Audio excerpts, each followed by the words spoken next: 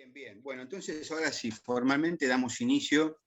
a esta conferencia que es parte de un ciclo trimestral que estamos organizando, coorganizando Resurgir, la Escuela de Formación Política, y nuestra Escuela también de Formación Política, Arge 21. Es un ciclo que titulamos Progresismo o Identidad Nacional, o Ideología Nacional, para ser precisos. Y bueno, ya vamos promediando, estimamos que las conferencias se extenderán hasta noviembre, los primeros días de noviembre, porque creemos que es un tema de suma trascendencia para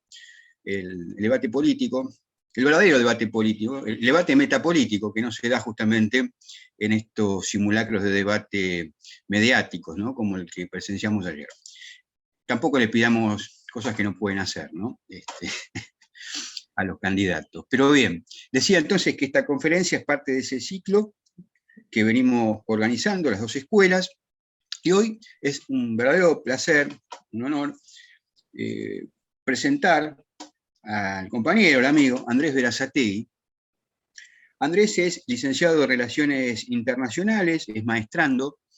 en Estrategia y Geopolítica por la Escuela Superior de Guerra. Creo que ya estás ahí en los últimos pasos de la tesis, ¿no, Andrés? Creo que... un poco cuesta arriba. Bueno, pero estamos ansiosos seguramente para en un momento poder disfrutar de esa tesis de maestría. Y es también fundador, Numen, del grupo y editorial Nomos, Filosofía y Pensamiento Estratégico, que realmente está haciendo un trabajo encomiable, de vanguardia, en el buen sentido de la palabra vanguardia,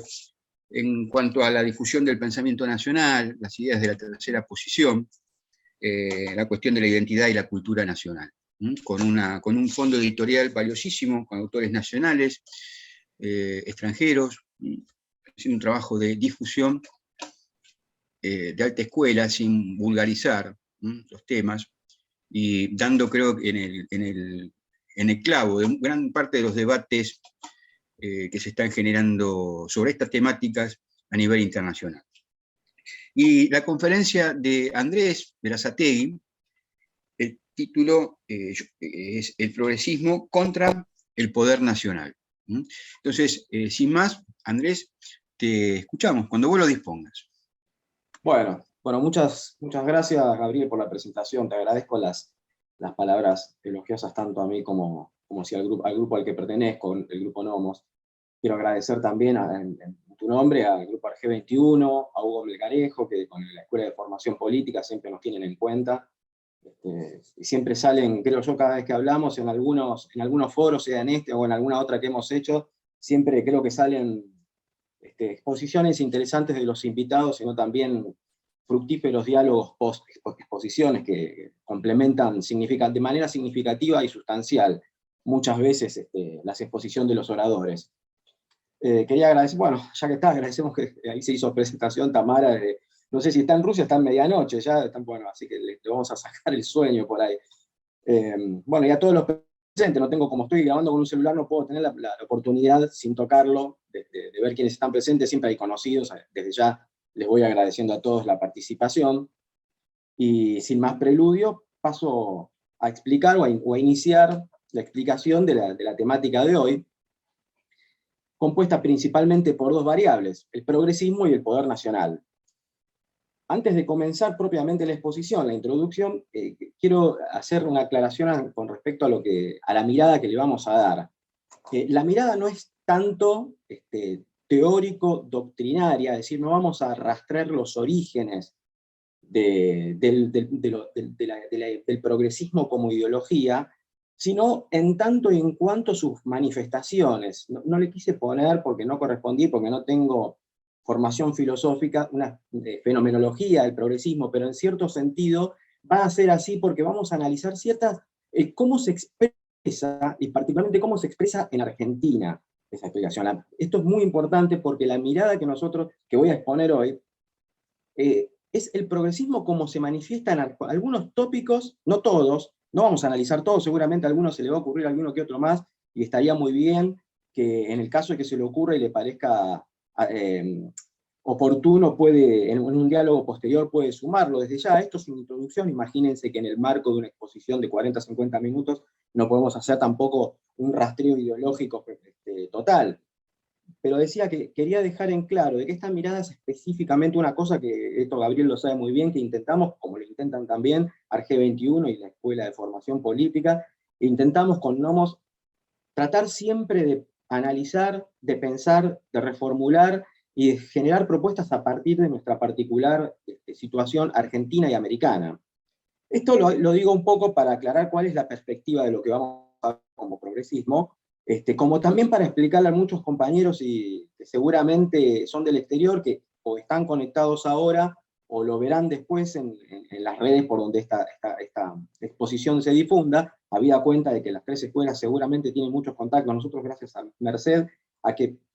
editamos autores internacionales con Nomos, tenemos varios contactos en el exterior y muchos contactos, obviamente, con principal énfasis, pero no solamente Iberoamérica. Está bueno aclararles de que esta mirada es probablemente,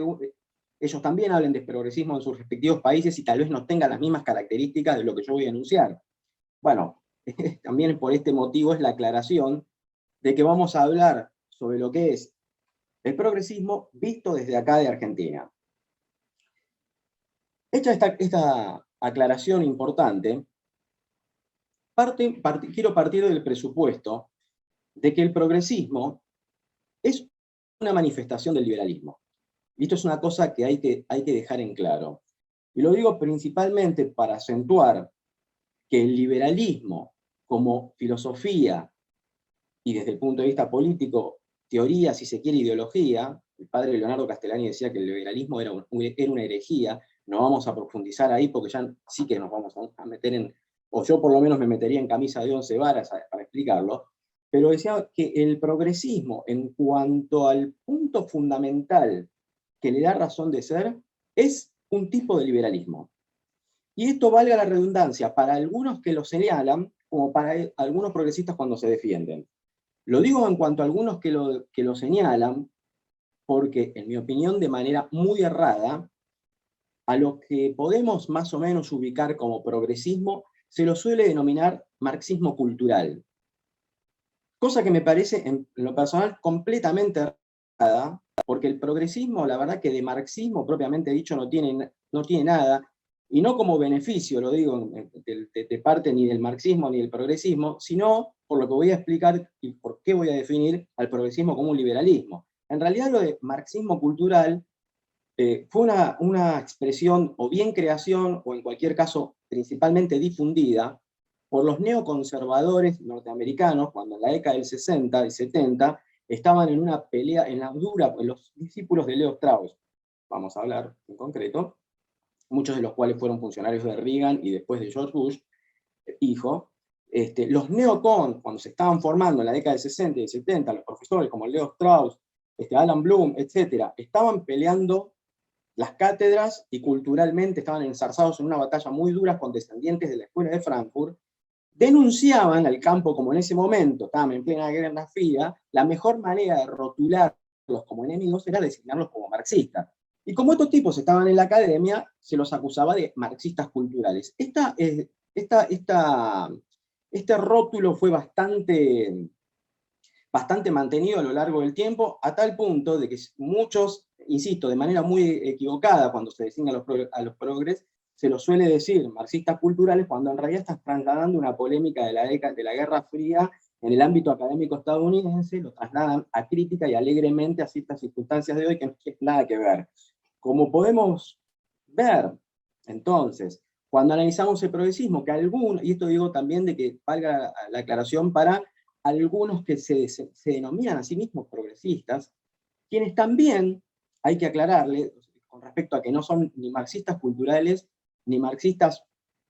por lo menos muy alejados de la ortodoxia, en todo caso, más allá de que acepten algún que otro tópico, eventualmente puede ser que algunos utilicen, ya se puede ver más adelante, cuando el progresismo adopta ciertas ramas ideológicas, lo cual sí ya es verdad, pero en cualquier caso, el progresismo prefiere autodenominarse progresista para no denominarse liberal, y acusa, por eso en algún momento alguno podrá parecer contradictorio, vos estás diciendo que el progresismo es liberalismo, pero el progresismo y el progresista promedio vive denunciando a flor de piel al neoliberalismo, al liberalismo del tipo que sea, y sin embargo, en realidad, el progresismo es un liberalismo. Así que para aclararle a tirios y troyanos, el progresismo no es marxismo cultural, no es marxismo ortodoxo, o en cualquier caso no está cercano ni por cerca a lo que alguna vez fue el marxismo, sino que es una manera más por izquierda, en este caso por izquierda, de manifestar el liberalismo, y eventualmente podemos conceder que según alguna que otra rama de la práctica política sí podemos rastrear algunos elementos que ya cada vez menos progres son en ese caso, pero que toman del marxismo para la acción política. En cualquier caso, hecha esta aclaración de que el progresismo es un liberalismo, ¿vale? Vamos a definir entonces, al fin y al cabo, qué cosa o cuál es la raíz del liberalismo como para poder tener que incluirlos a los progresistas en este campo semántico. La idea central del liberalismo y de la cual dependen y nacen como consecuencia todas las demás es que el liberalismo cree en la supremacía de la autonomía individual. El liberalismo cree, filosófica, sociológica y políticamente, en la maximización de la autonomía y la libertad de los fines que se asigna a sí mismo el individuo, quien para poder actuar se va liberando de todo pasado, de toda identidad colectiva, de toda herencia recibida, de toda constitución propia que ha heredado y que probablemente no le guste. El liberalismo promueve el individuo crecientemente despojado de constituciones, construcciones y condicionamientos exteriores en aras de avanzar a sus propios fines, apelando a una maximización de su autonomía. Por lo cual, cualquier construcción o realización o perduración histórica y sociológica nace de la voluntad libre y autónoma de los individuos. En este sentido, el individuo, como átomo, es el alfa y el omega de toda articulación social. Esta es la idea central del liberalismo. Y el progresismo esto lo mantiene a rajatabla. Porque el progresismo pretende, ya vamos a ver por qué un poquito más adelante, la deconstrucción de toda herencia, de toda cultura, de todo bajo el supuesto de que todo lo recibió por la modernidad, gran relato, en aras de que por relaciones intersubjetivas de individuos se van construyendo nuevas y plurales diversidades. Esta idea es una última consecuencia total y absoluta de justamente la idea liberal de la maximización de la libertad y de la autonomía del individuo. Bien, ¿cuáles son las manifestaciones? Pasemos ahora, hecha esta aclaración, ¿cuáles son las manifestaciones en lo concreto del progresismo que pueden o no nacer taxativamente como consecuencia de esta idea, pero en cualquier cosa son las típicas que nosotros vemos en la historia política argentina, particularmente de los últimos 20, 30 años? Como insisto con el tema de que lo preferí analizar desde esta exposición de las manifestaciones del progresismo y no de sus raíces, porque he notado entre amigos, compañeros, ámbitos militantes, escritos, intelectuales, que a veces muchos compañeros, particularmente lo que más me preocupa son los compañeros, se ocupan de designar que tal o cual es progre, pero queda todo en una nebulosa en la que no se precisa exactamente cuáles son las manifestaciones concretas en qué cosas se suele expresar el progresismo y por qué creo yo que es un problema para la construcción del poder nacional. Si en realidad el progresismo fuera beneficioso, no diría que sea un problema, y de hecho estaría haciendo un análisis laudatorio. No es este el caso, es un análisis crítico del progresismo. Creo que es pernicioso y nocivo para la perdurabilidad de las instituciones, de la cultura, de la historia y de los objetivos de la nación argentina, y es por eso que hago un análisis crítico. Bien, ¿cuál es? Una nota a pie de página. Lamentablemente, una de las razones por las que a veces suele quedar en la nebulosa el tema de las acusaciones y de los análisis de lo que sería el progresismo es por cuestiones obvias de coyuntura política, donde las alianzas, las coaliciones y los arreglos políticos de coyuntura a veces hacen convivir a propios compañeros que han decidido intervenir activamente en la política práctica donde muchas veces están rodeados de progresistas y tienen que ser cautelosos en las críticas. Bueno, como uno no tiene, o en cualquier caso donde uno no tiene compromiso, no obstante, como dice el dicho, amigos de Platón, pero más de la verdad, voy a hacer un análisis lo más respetuoso, sí, pero claro y contundente posible en cuanto a ciertas manifestaciones que considero nocivas para el interés nacional. ¿Cuáles son entonces estas actitudes, estas manifestaciones, estos tópicos en los cuales se expresa, o las maneras en las que se expresa el progresismo? Bueno, repito, esta brevísima lista, no digo que agote en sí el tema, y de hecho ni siquiera pido que la compartan totalmente, es una visión personal acerca de este tema,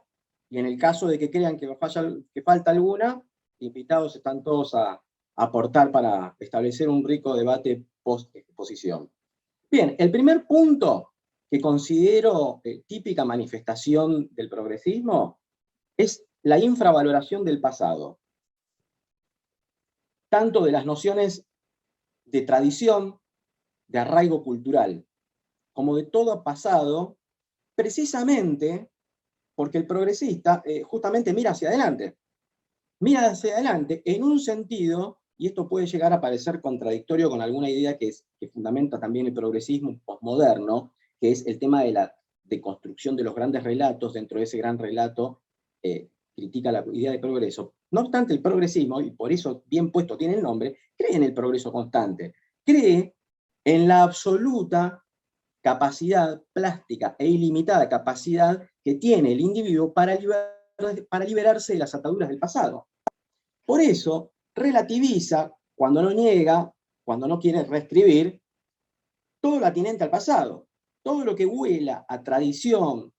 a costumbre, más si son costumbres muy arraigadas, muy de tierra adentro, es mirado por encima del hombro por el progresista en este afán de creer que en el pasado yo no intervine, y es más importante lo que yo pueda decidir sobre mí, lo que quiero de aquí en adelante. Y como creo en mi limitada plasticidad de individuo, de poder, apelando a mi racionalidad, ir eligiendo todas las cosas que quiero, e ir reconstruyendo todo mi ser, todo lo que viene detrás, para mí, es secundario. Podrá servir, podrá no servir, es una cosa de la modernidad. Yo estoy en la posmodernidad, ya estamos en la posmodernidad. Esto es una cosa que no hace falta ni que la aclare, es casi constante en el progreso. Como se habrán dado cuenta, dicho sea de paso, es una idea típicamente liberal esta. Un segundo punto en el que se manifiesta el progresismo es una hostilidad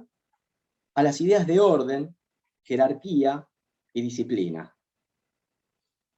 ¿Por qué? Porque el progresismo, justamente en esta sublimación de la autonomía individual, donde cada uno puede de manera igual, si los individuos somos todos libres e iguales, tiene una exacerbada postulación del igualitarismo, por lo cual le tiene una gran desconfianza a todas las organizaciones que son verticalistas y son expresión de conceptos como el orden, la jerarquía y la disciplina. Entre esas instituciones, singularmente, amén de la valoración histórica que podamos hacer cada uno de nosotros sobre ellas, sobre la Iglesia, sobre las Fuerzas Armadas,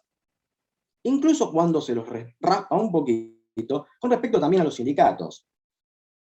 Estas instituciones, para el progresista, es como que son demasiado cerradas, particularmente en el caso de la Iglesia, que por ser bimilenaria es toda una especie de arquetipo de antigüedad, de tradición, de jerarquía. No debe haber, pleno siglo XXI, ninguna institución, por lo menos en Occidente, que encarne tanto estos valores de orden, jerarquía y disciplina como la Iglesia, por supuesto, lógico. Desde ya que las Fuerzas Armadas, obviamente por la propia naturaleza de la función que cumplen las Fuerzas Armadas para un Estado, que es hacer la guerra, donde lo que al estar en juego es nada menos que la vida de sus componentes, como la de su propia nación, es obvio que sean organizaciones extremadamente verticalistas, ordenadas y absolutamente disciplinadas. Los sindicatos también. Ustedes saben particularmente, esto valga la aclaración para nuestros compañeros que puedan ser de América, en Argentina, principalmente por una tarea que nació, pero no quedó solamente desde el Estado en su momento, nacieron por un fuente infunto político, sindicatos, que crecientemente más o menos débiles y más o menos atomizados, lo que sí es cierto que tienen toda una tradición, toda una cultura y toda una necesidad por la tarea que tienen de ser verticalistas, de ser disciplinados, y en Argentina tiene una tradición en los últimos 60, 70 años desde la aparición del peronismo, de tener como organización muy importante de la vida social, particularmente, por supuesto, para el ámbito laboral, pero también para el ámbito político, la existencia de sindicatos muy organizados, multitudinarios. Esto por ahí a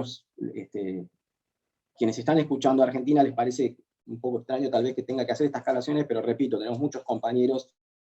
en Iberoamérica donde la realidad sindical es tradicionalmente bastante más atomizada por ahí que en Argentina, y no existe tanto arraigo cultural del sindicato como un fundamento tan importante como lo fue, en cierto sentido lo sigue siendo, claro, de la vida social de un país. Bien, otro punto que suele ser manifestación del progresismo es una especie de sentimiento de culpa hacia el pasado, particularmente cuando este pasado tuvo momentos de conquista o de expansión. El progresista en nuestro país generalmente tiene, particularmente hay dos casos, repito, y esto más allá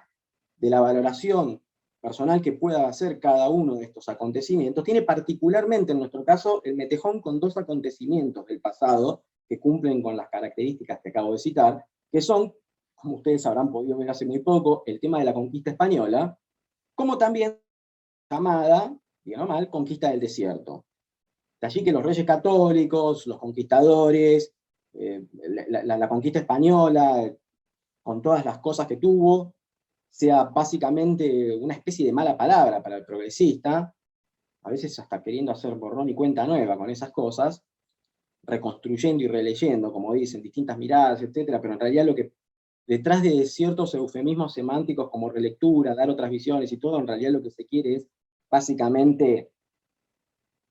negar, no digo negar, pero sí atacar la obra española en América, con sus muchas cosas buenas que tuvo. Yo particularmente tengo una valoración, sabiendo los grandes problemas que hubo, los egoísmos, etcétera, las violencias, el egoísmo, las injusticias que se cumplieron, creo que la valoración de la conquista española debe hacerse contextualizadamente y analizándola como un todo que, en definitiva, nos genera una lengua y una historia que, si queremos realmente, como creo yo, unir Iberoamérica, es un punto de partida importante para entre otros, para la constitución de un gran espacio suramericano, por ejemplo, o iberoamericano. El otro punto tiene que ver con un personaje que tampoco a mí me cae tan bien como Julio Argentino Roca, pero detrás de todo este avergonzamiento, este sentimiento de culpa hacia el pasado, también la denominada conquista del desierto, y la figura de Roca en particular, suelen ser muy atacadas por el progresismo. Roca es una figura, todos sabemos, controvertida, es el que fundó el Estado liberal, que muchos de nosotros criticamos, pero bueno, también es verdad de que si no hubiese sido por la acción de Roca, muy probablemente no hubiésemos tenido la Patagonia. Ciertamente creo yo, luego de la conquista se hizo muy mal en lo que se hizo con las tierras, pero es verdad que la Patagonia hoy es Argentina, y en gran medida, gracias a Roca, en mi opinión, creo que hay que ubicarlo también en un marco mayor, que fue la política de hombres de Estado que dieron ese impulso, entre ellos Avellaneda, un político muy olvidado, pero muy importante. Según Fermín Chávez, fue el primer verdadero presidente preparado profesionalmente para ser presidente en la historia argentina, y creo yo que no estaba descaminado. Pero bueno, también en cualquier caso, también pertenece a nuestra historia. No podemos hacer un borrón y cuenta nueva, pero lo que sí es seguro, con respecto a nuestro pasado, lo mejor es tratar de, como decía Heródoto, la historia tiene que rescatar del pasado, hacer como hace la tierra con las gemas y las piedras preciosas. Es decir, de lo que es la tierra, sacar lo mejor. No se puede negar la tierra. Bueno, nosotros no podemos negar la historia. Lo que tenemos que hacer es sacar lo mejor para que eso sea el fundamento seguro de cómo seguir constituyendo y manteniendo instituciones. De eso depende la perduración de una comunidad política. si uno niega constantemente hace una relectura, niega todo lo que pasó, es muy difícil de generar dentro de una nación, que es una comunidad de destinos que vive en el tiempo, es muy difícil constituir, mantener y hacer perdurar establemente instituciones sociales. Bueno, a este hecho que estoy diciendo, muy flaco favor le hace el progresismo con el sentimiento constante de culpa hacia el pasado. Digo el pasado por decir del pasado, pero también esto se mantiene, hay una tensión hacia el presente, pero ya sería un poco largo explicar. Otro punto que tiene, que como creo yo como manifestación el progresismo, es que ha abrazado la idea de deconstrucción postmoderna. ¿Qué significa la deconstrucción?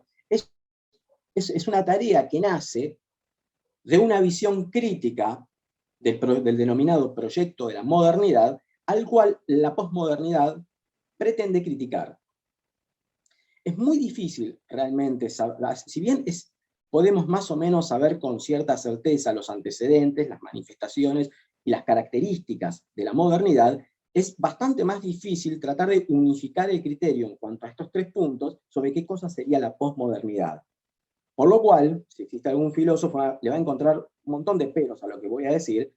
no obstante que voy a dar lo más básico de la posmodernidad, que es el hecho de que es una labor crítica respecto de lo que se conoce como modernidad, en el sentido de denunciar que la modernidad erró por construir grandes relatos, principalmente basados en la confianza de la razón y la técnica y la ciencia para abordar las relaciones sociales en aras de llegar en algún punto al progreso. En efecto, la modernidad, obviamente, creyó en un racionalismo muy distinto del racionalismo griego. No vamos a analizar esto ahora. Los griegos eran racionalistas, pero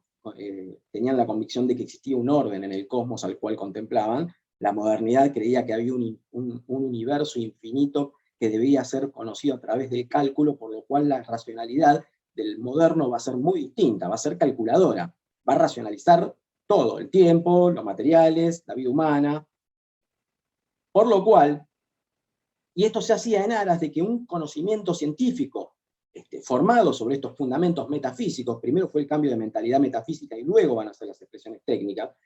de las que van a nacer como consecuencia el desarrollo explosivo de la técnica y la ciencia con aras de dominar la naturaleza, para dominarla, hacerla más productiva, teniendo en cuenta que esto nos iba a llenar a nosotros de bienes útiles que nos hacían progresar. Este cambio primero metafísico y luego práctico es el que va a dar inicio al capitalismo, y no la ambición de un par de mercaderes de las costas del Mediterráneo europeo. Si no hay primero un cambio de mentalidad sobre lo que hay que hacer con el mundo y la propia vida, es difícil que después uno se dé a la tarea de hacer de la naturaleza un hecho productivo y utilitario. Bien, la posmodernidad, decía, va a ser una crítica de estos grandes relatos, no solamente en este sentido de que la razón a partir de la ciencia y la técnica nos lleva al progreso, sino de cualquier otro gran relato que haya nacido en la modernidad, como por ejemplo las explicaciones totalizadoras, por eso se llaman grandes relatos, otras explicaciones totalizadoras que existieron a lo largo de la modernidad, que intentaban buscar el fundamento, la expresión, el ser y la dinámica de la historia y la vida social a partir de grandes explicaciones. Entonces allí aparecieron la historia aplicada a la dinámica de la lucha de clases. Apareció la historia explicada a partir de la dialéctica de civilizaciones.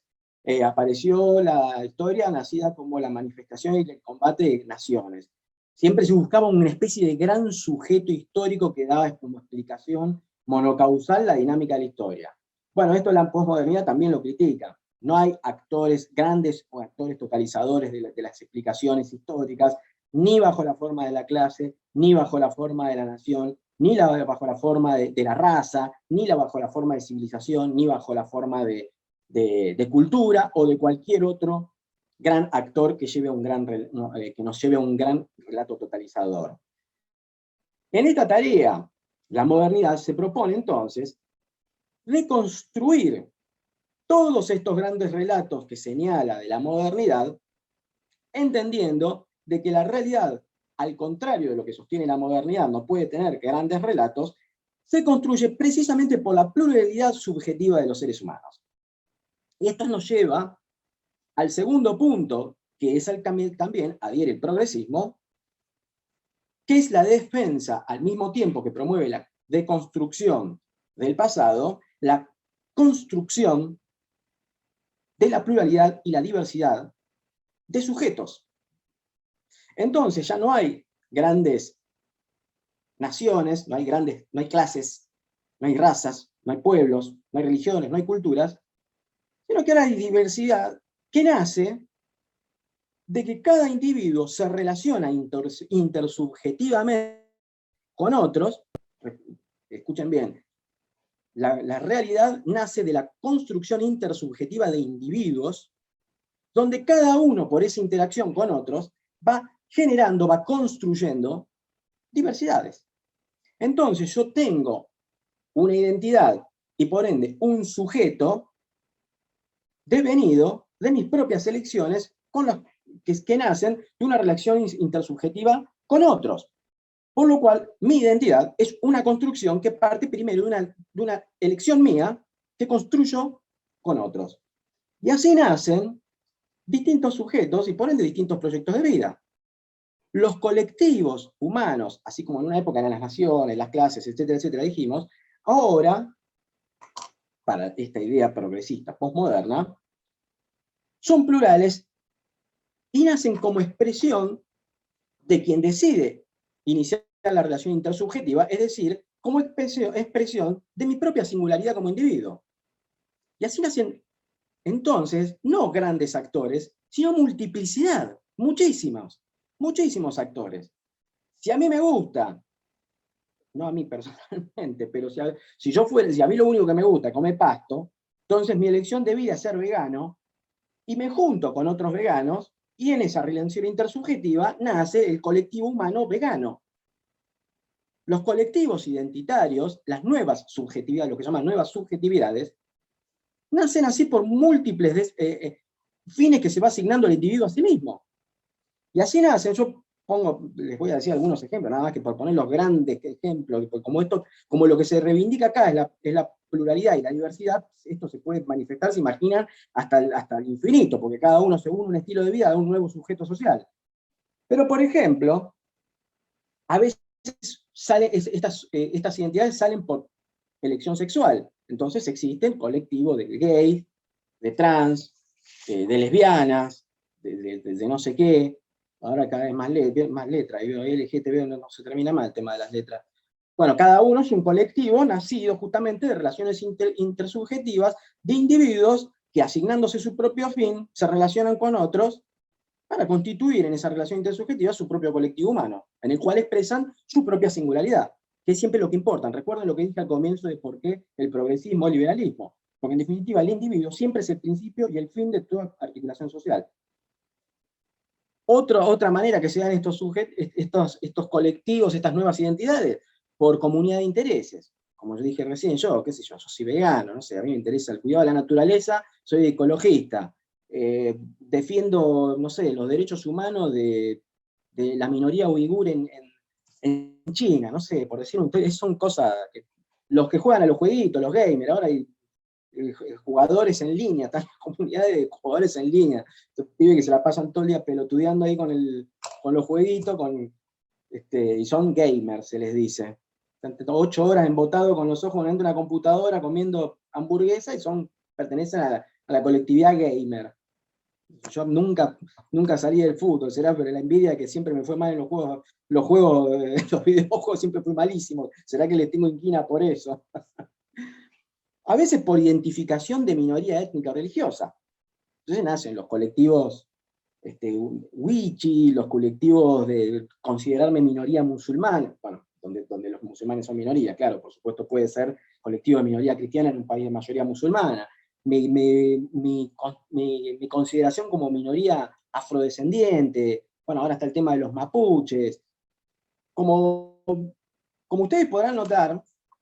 el hecho de que se den este tipo de relaciones según la mentalidad progresista que fomenta este tipo de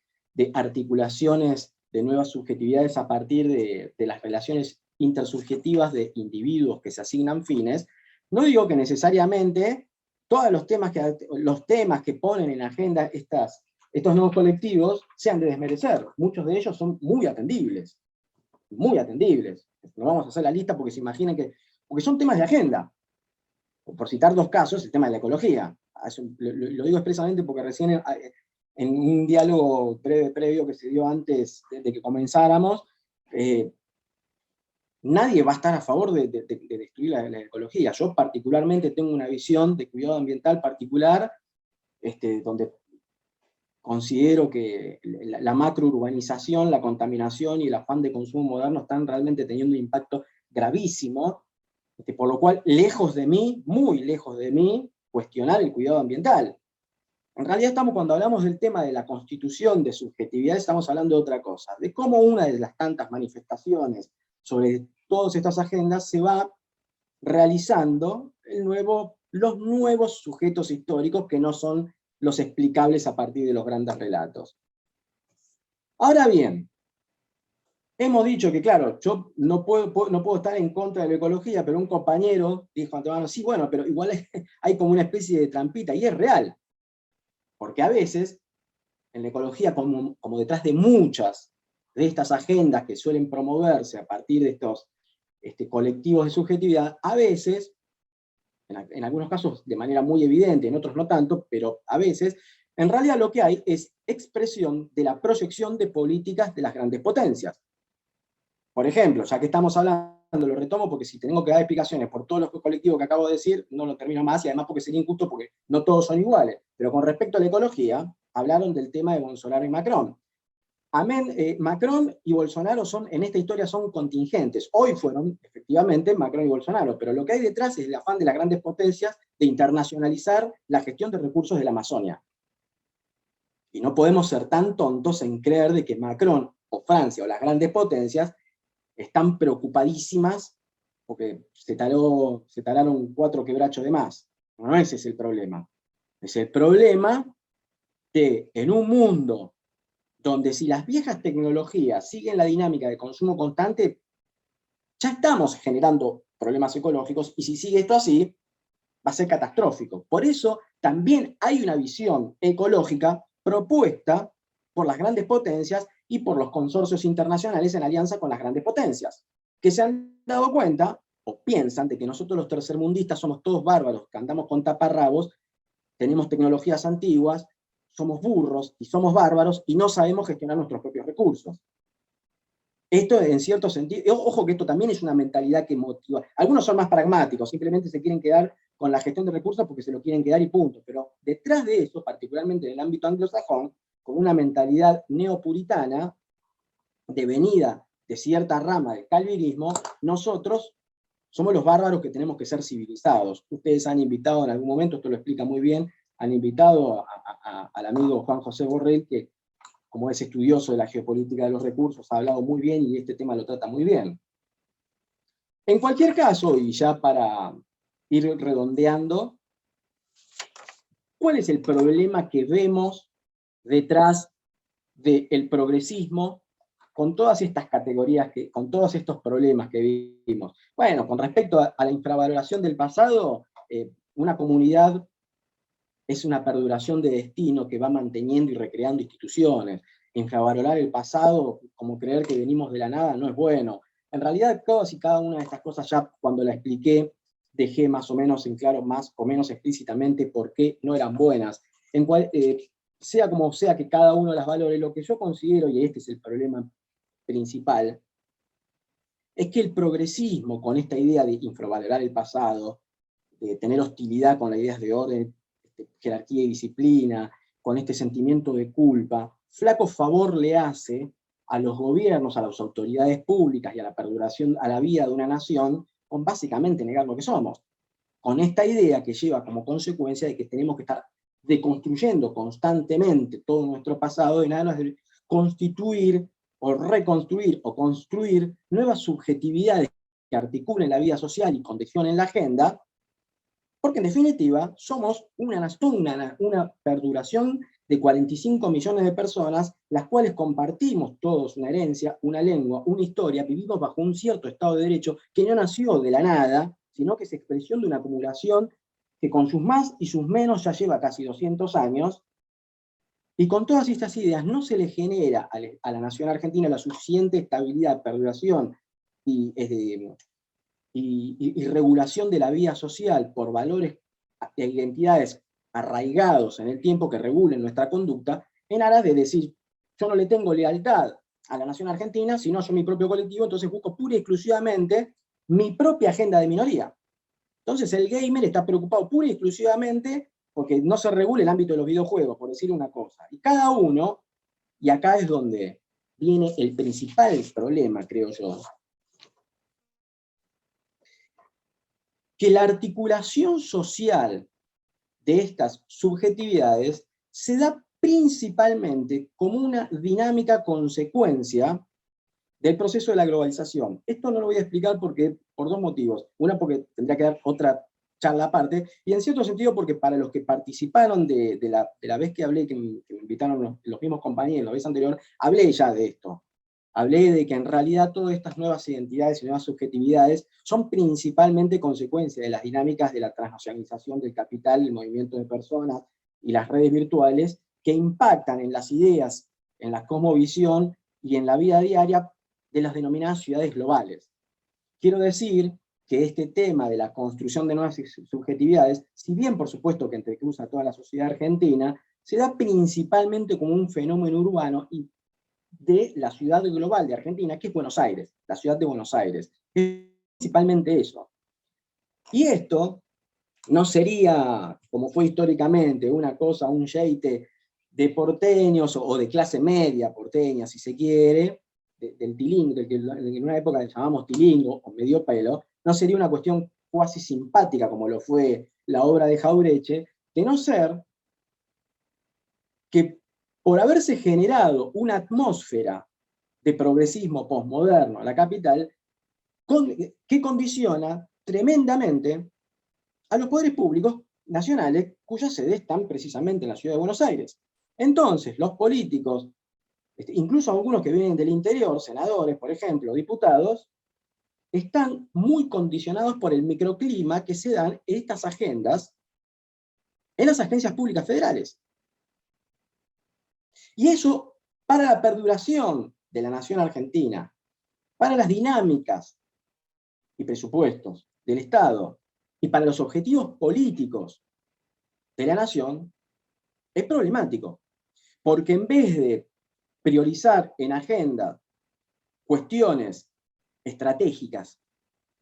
que afectan a la perduración, a la integridad de nuestro territorio, a la perduración de la nación argentina y a la justa distribución de bienes para 45 millones de personas, las agendas quedan subordinadas a la constante competencia de minorías que se disputan agenda y presupuesto en la capital. Entonces, se relegan constantemente temas sensibles de tipo estratégico, como la educación, el poblamiento del país, la proyección antártica, las políticas de defensa, la explotación y justa distribución de territorio y de recursos naturales del Estado. Se postergan estas cosas. Hoy no sé si vieron la declaración haciendo una interpretación harto discutible de la Ley de Seguridad Interior. Aníbal Fernández y el presidente dijeron que básicamente no tienen nada que hacer con la gobernadora que está teniendo problemas con un grupo radicalizado que se autodesigna mapuche y que está ejerciendo actitudes extremadamente violentas. O sea, no saben que hay grupos radicalizados de acción transnacional y por ende transfronterizos en la Patagonia argentina y chilena que actúan, se pasa información, se intercambian militantes y comparten inteligencia en el sentido de compartir información en una provincia además que es fronteriza, donde tiene responsabilidad de seguridad la Gendarmería, que es de alcance nacional. ¿No lo saben eso? Bueno, a esto me refiero con que, como el presidente está muy preocupado en su casa de Puerto Madero, rodeado de gente como Cerruti, a la que ustedes ya saben cuál es la agenda que tiene Cerruti, ¿no? Hablar de la revolución de las viejas, de todas esas pelotudeces que se le ocurra a un pequebús como Cerruti, son más importantes o tienen una prioridad en agenda que posterga los objetivos alcanzables a nivel político-estratégico. Por supuesto que hay otros condicionantes, no estoy diciendo que sea el único. El cáncer de la deuda externa y de las deudas que tenemos que pagar constantemente también, por supuesto que es un condicionante estructural gravísimo, obviamente. Que es otro, así como no es suficiente esto, encima tenemos los condicionantes de los organismos multilaterales de crédito. Pero bien, para recapitular y finalizar, creo que estas manifestaciones del progresismo terminan siendo notablemente perniciosas porque condicionan esta nueva política de priorizar las agendas de minorías en competencia, que para colmo tienen adoptado como estrategia, para colmo, la victimización, para tratar de generar visibilidad y por ende influencia a nivel público, mediático, político, nos dispersa, sin negar de que muchas de ellas tienen demandas atendibles, nos dispersan la agenda pública en los temas de alcance estratégico. Y esto me parece que es muy malo, porque es difícil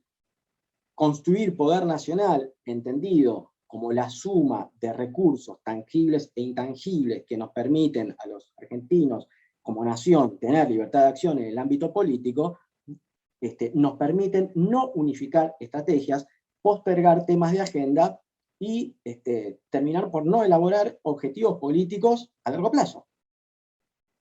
Creo que es el gran problema y por el cual esta postergación de intereses estratégicos en aras de competencias de minorías, creo yo que el progresismo nos hace un flaco favor,